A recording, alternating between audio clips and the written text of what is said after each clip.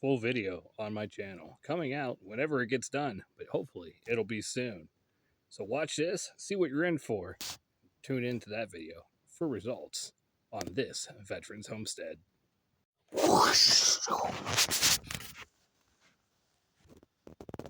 This is what it showed up to my house on.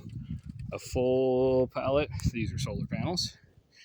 And there's the indoor unit as it blows in the breeze, which we are going to mount inside now. Now you make that level 6 inches from the roof. You know, I think I'm going to turn the house into a church. We got a pew in the front room, and now it's a little holy. So these are the panels that I got. They are 475 watt bifacial panels.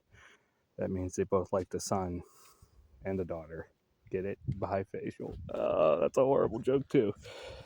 So now this is fully installed, and you come down here and you go outside or on the ladder, and it's attached to right there. See where the solar's in? And then those two units, they talk via wireless. So there's an antenna in that one and an antenna on the one inside.